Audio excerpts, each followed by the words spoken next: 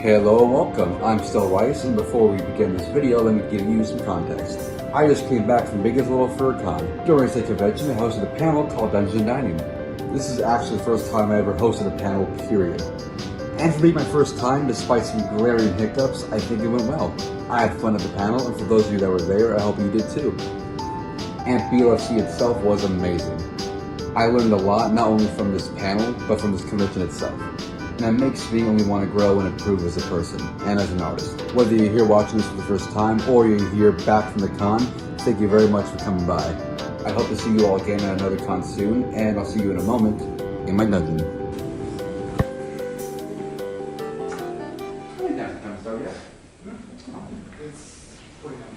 Okay. We got a decent turnout so far. Would you all have to wait, or would you like to start? Start. Start? Oh, okay. All right. Let's get started. Shame on those who were late.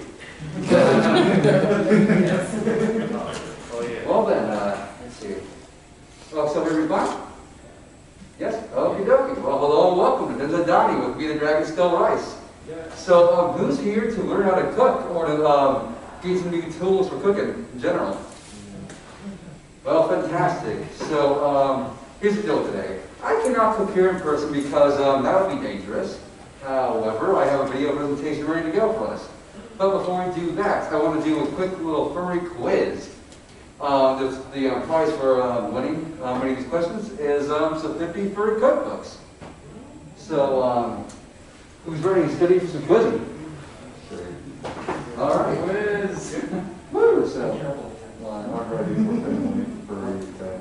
okay, now to Donnie, very furry quiz. Question number 1. What was the first furry convention? Yes. Is it C? You are correct. It is C. It is conference.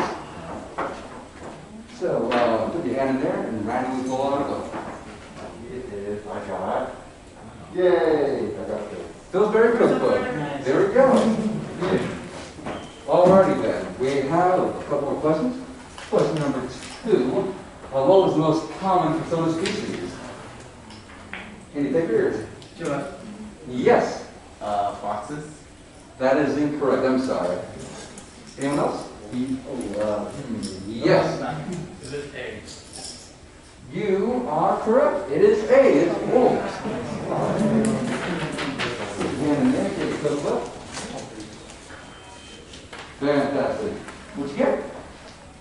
Okay, no, Pillsbury Cookbook. Fantastic. I'm sensing a theme here. Now, question number 3. What was the highest attendance sport Furry Convention? And take yours.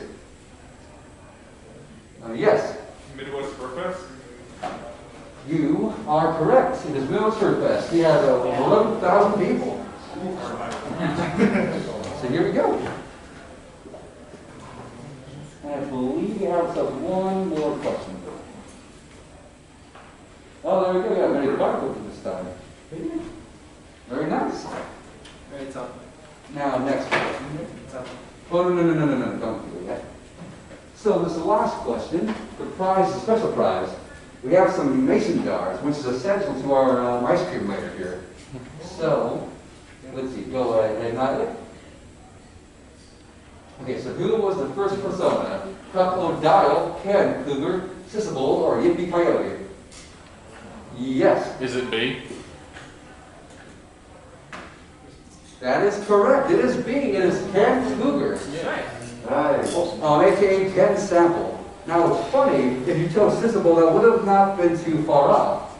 Because I actually asked Sissable, who started a conference back with his partner all that time ago, if I could use a photo of his friend Ken. And he gave me some context. Apparently, Ken, while he was the first to have that coined as a persona, the classification has changed through time because Sissable and his partner made OCs back in the 70s and such. And, well, they considered personas specifically to be anthropomorphic versions of yourself as an animal. So, yeah, it's been a bit shifty as of since then. But this works from examples. There's There's Obsessible himself. There's many different iterations of his characters. So there we go. That's a bonus question for later. That'll be fun later. So, alright then. So for our feature presentation, Fries? what was that? Fries.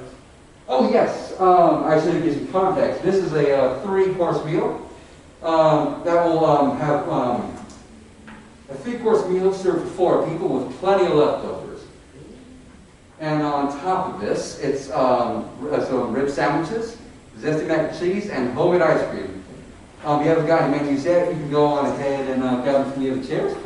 And otherwise, as a heads up, this is going to be a bit fast-paced, so I apologize in advance. But again, follow the menu if need be. And I'm going to poodle a little bit, breaking the magic. Sorry, y'all. So who's ready? Ready. Ready, steady. Yes, please. Oh wait, it's lagging for some reason. It's going ahead of time. That's weird. Apologies. Let's try that again. Perfect. And I'll pause in between to give some details about the particular ingredients used here. So let's get started.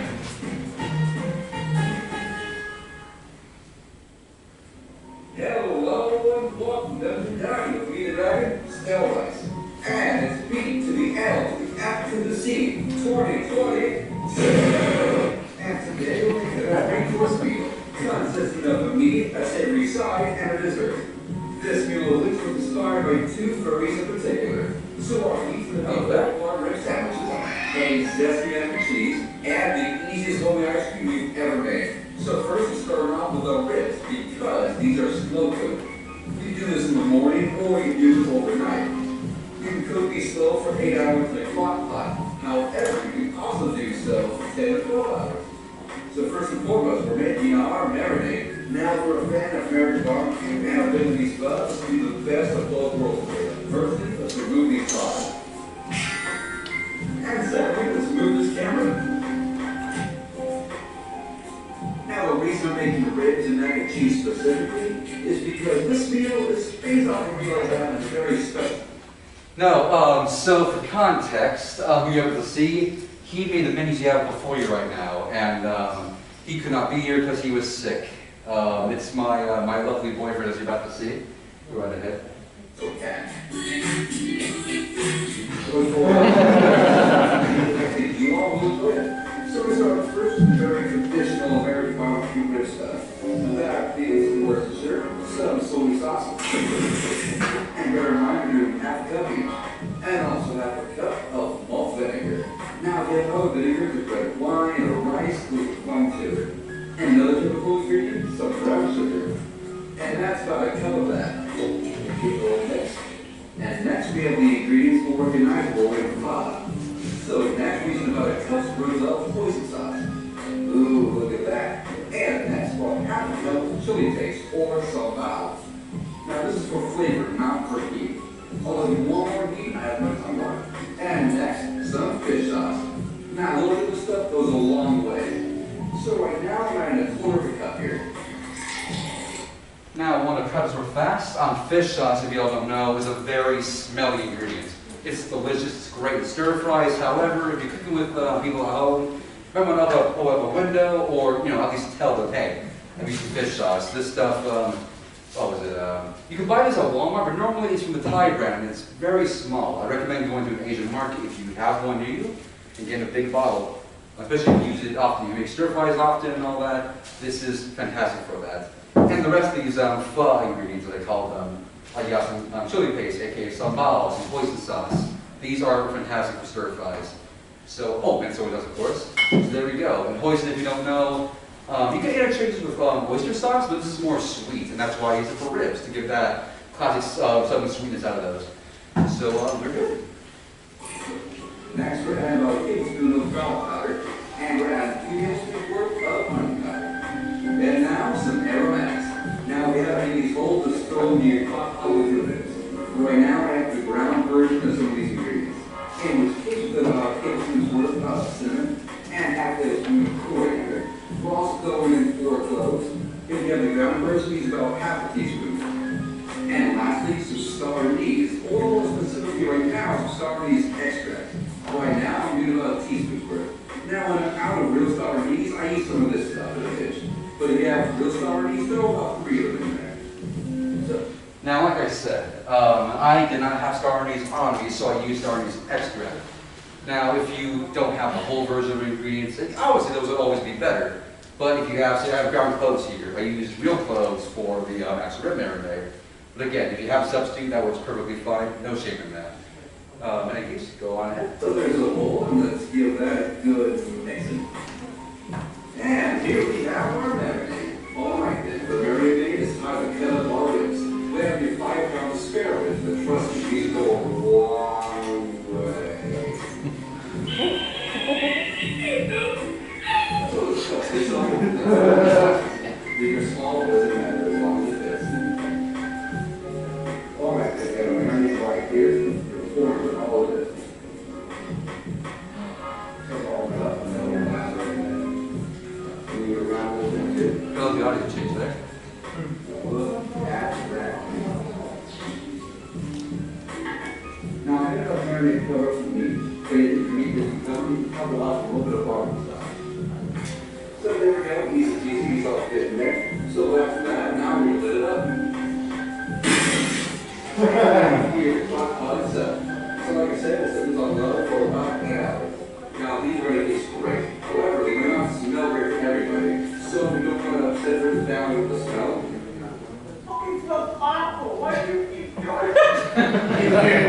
Now, for context, I've actually used fish sauce in my household with my roommate here.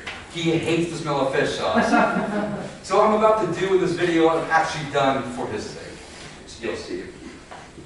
Then you might want to do this outside. I live in an apartment, so we're cooking it out on my balcony. So let's go do it.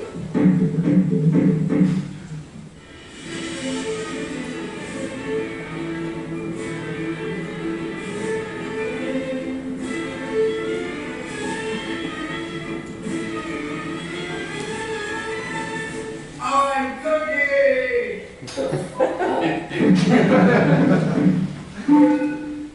Now, secondly, we're working on our ice cream. Now, trust me when I say this is going to be the easiest ice cream you've ever made. Not only serving for 1 cherry green, 2/3 cup of heavy curry.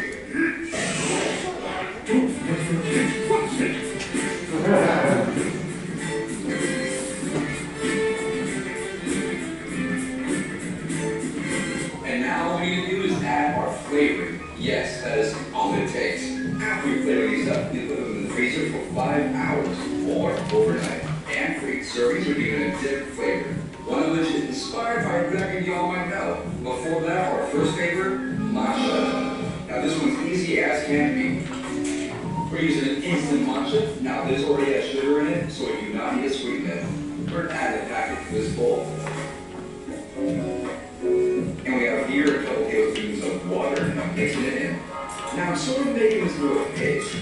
Now to clarify, if you say using extracts, like say vanilla extract or raspberry, any other flavoring, you do not need to water it down. I only did so to make sure that the powders did not clump up inside the cream. But in this case, I did that. I might make it a little bit icier if you add water or milk. The cream stays nice and thick, like proper ice cream should. And that's that. And that'll make it easier to mix into the cream. Now there it is. Look at that. And now let's add that to our first jar of cream. Just get every bit we can. Cover that up. Screw that. I can stir instead of shaking it, but I want to shake it out. So that's our first mason jar. And next is coffee ice cream. Now this ice cream consists of a tablespoon's worth each of sugar, instant creamer, and instant coffee. It just dawned on me, I did not gift whoever won last. What was that? Let's mention that we can do that again. Who won the mason jar? Oh, okay. My apologies, cutting that off for a second there. Thank you very much. Okay, thank you very much. Go right ahead. And I got these clothes from the dollar store. And apparently this was a product of Egypt. Well, Yeah, I forgot. I have them here, mixing them up with 2 tablespoons of water. Now, if you want to sweeten your ice cream more, add another tablespoon of table sugar. So then there we go. Add that as well. Now, these don't look too colorful yet, but believe me, they'll look more colorful when they finish in the freezer. Speaking of color, our next ice cream is blueberry ice cream. And we have here my secret ingredients, blueberry powder. Now, I love this stuff. Now, like fish sauce, blueberry powder goes a long way with a little bit. So I have here 2 tablespoons of sugar and half a teaspoon of blueberry powder. Give that a little mix. Looks blue right now, but watch what happens when I add water. Look at that. Now, you probably only need 1 tablespoon of water for this one. I might have overdone it. But here we go. Oh, lovely. Now, the last flavor, as I described, is inspired by a particular dragon. Now, some of you might be familiar with Blazing the Dragon. Hi! I'm Blazing the Dragon! He makes videos on mixing drinks. And one drink in particular stood out to me. He has a drink he calls the peanut butter and jelly, which consists of 2 parts of screwball peanut butter whiskey, 1 Marchand raspberry liquor, and egg whites. Now, I like this drink, but I substituted the egg whites for cream or half and half to make it more akin to my favorite drink, the White Russian. And I call my version the Uncrustable. But since these ice creams are made of, well, cream, I thought I'll be combine these 2. So I'm calling this a Gold Uncrustable ice cream. Now, before I start mixing, you want to add more alcoholic content to your ice cream, be my guest. However, I make it more icy by doing so. Right now, I'm doing 2 tablespoons worth of screwball and 1 tablespoon of the Chambord. Smooth those. And now take a simple syrup. And now, let's add that. Now, if you want to, you can add food coloring to make it look nicer. And I want to preface, this one was the icest of all the ice creams, with all that liquid content in there. Made it a bit frosty like a popsicle, but if you don't mind that, perfectly fine. Otherwise, I would suggest using extracts you find at stores, like again, raspberry, lemon, make a little pina colada if you want to, make a raspberry flavor, bubblegum, whatever you can find. Just do like 2 or 3 tablespoons of sugar per 2/3 a cup of your cream. We're good. Now here you have all 4 creams before you turn them into ice creams. Okay, fellas. And voila. So after we wait a bit, we'll be making our mac and cheese. Alright, I'm back. And the ribs have been cooking for 11 hours. More than I originally thought. But they're going to be heavy tasty. But I'm not opening this up just yet. First, we're making our mac and cheese. But before even that, I'm taking out our ice cream. Now look at the colors on these. I'm going to go the purple here. Now, these actually soften just a little bit. I believe in what I say, but they're not out that perfect ice cream filling your mouth. I've done this several times now, and now it's brilliant. Alright then, time to make some mac and cheese. So right now I have a pot with boiling water, and I have here a cup of macaroni pasta. So Now to preface, you don't need to use apple macaroni. Like macaroni, if you want to use penne or any other kind of pasta you like, go right for it. Mac and cheese, and that doesn't have to be mac and cheese every time if you don't want it to be. So that's that. And next, we're making a cheese sauce.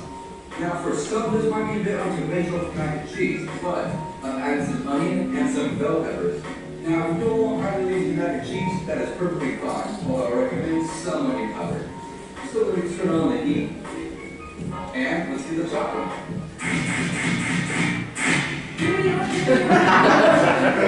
Now, we're only using half bell pepper and half onion.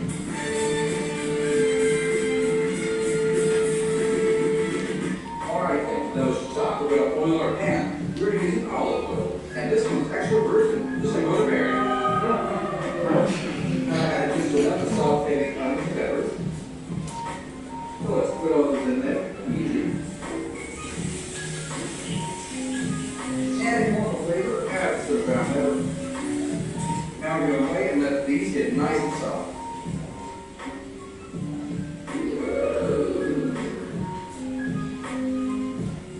Alright, that you softened up now, so let's add our dairy. We have here 2 cups of heavy cream. And we have here our cheese. Now, my measurement is going to be 3/4 of a cup of 2 kinds of cheese. Right now, in particular, I have Holy Jack and cheddar. However, you can swap these wherever you want.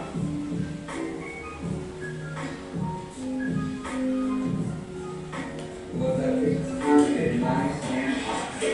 Well, in the meantime, let me tell you all how we're going to season this thing. And before I do that, I want to say, I used all cream in this, right? When I filmed this video, I didn't have all cream. I had milk. So it was half milk and half cream. I know I'm a liar. I can't. I betrayed you all. But the thing is, what's great is you can make a roux, which is half butter and half flour, for mac and cheese. The difference is, though, cream already has all those cooking fats in there that you need. So with cream, it just get rid of that. You just use cream, you'll be set. And mine here, you might notice a little bit. It's not as creamy as I want it to be, and that's why I use cream instead of milk. So there's that for y'all. Well, ladies and gentlemen, what we have here is a half tablespoon of garlic powder, half tablespoon of cayenne pepper, half tablespoon of Lorry seasoning salt, and half tablespoon of Cajun seasoning. Now I have all those right here. If this is not a staple in your household, it very well should be. I have here a mix of half tablespoon of mustard and a tablespoon of Louisiana hot sauce. So let's give that a stir real quick. Now we'll get a cheese sauce right here. Oh, that looks amazing. Let's add that seasoning and the liquids. Mix all that together. And we have there our zesty cheese sauce. Well, you can't really start the show with macaroni. I'm just bring that real quick.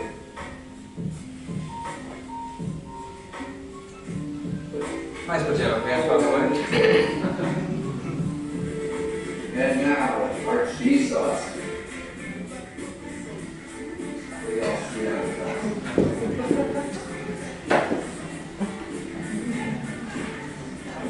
And that right there is our zesty mac and cheese. Now, when we're almost done, there we go.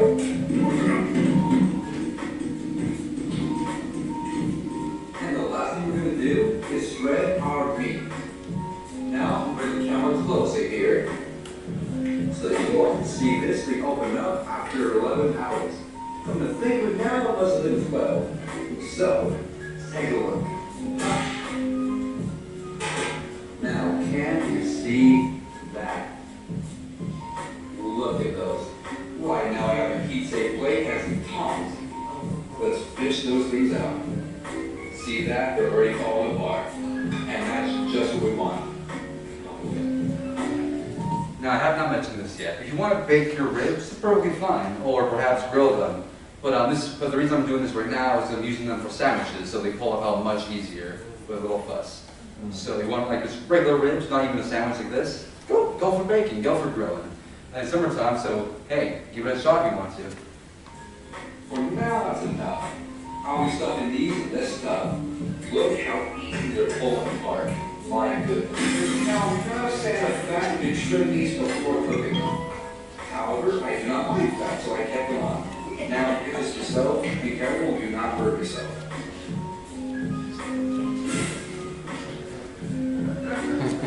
Alright, then, now the bones and the meat are separated. Now, if you want, you save these bones for later to make a stock. But otherwise, look how much meat we got out of those ribs. Now, this meal was meant for 4 people with leftovers. And I have here a set for white rolls. And with these, 4 people can have 3 sandwiches.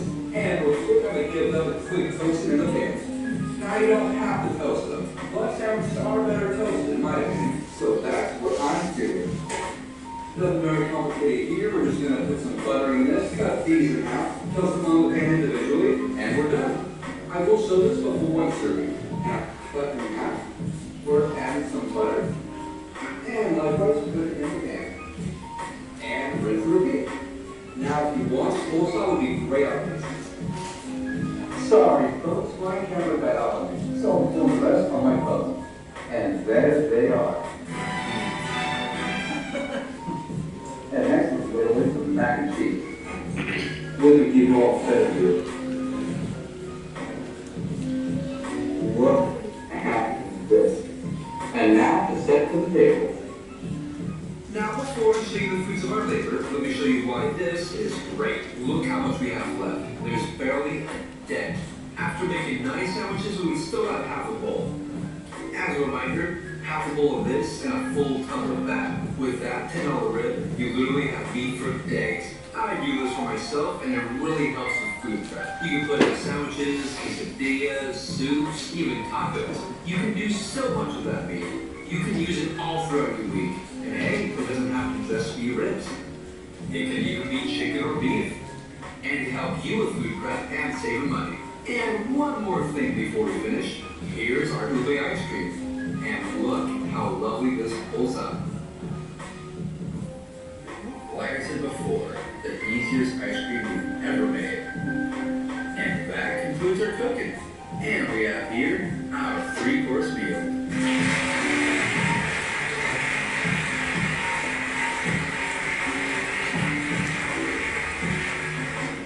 Thank you very much, BLFC staff and volunteers for your hard work. And thank you folks for coming. Enjoy the rest of your convention, and I'll see you next time in my bed.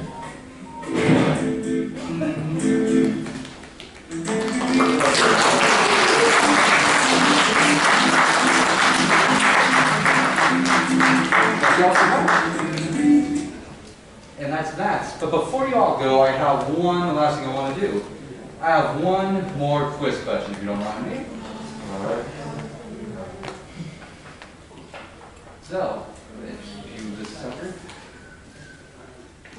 So, bonus question. Maws has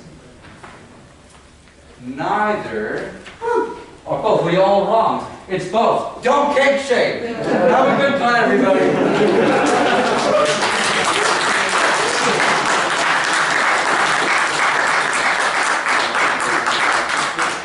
Oh, actually, yeah, that's right. You have any questions before you all go by chance? I'm sorry. Yes. Have you ever, the ice cream, you ever had like, because it's like a nice serving, right? You ever like use it to make a milkshake with it before? I have actually, yes. It is delicious. It is fantastic. And again, you can choose the flavor you want. You have the right extracts or powders, so perfect for that if you want to do that. Yes. So you said that you could sub like chicken instead of ribs? Exactly. But you still marinate it for the exact, like the temps and the marinade is still the same? For chicken, no. It's kind of about half the time. I tried that, but at the same time, it burned. Okay, that's what I figured. I just wanted to know. Beef might be able to, though. Okay.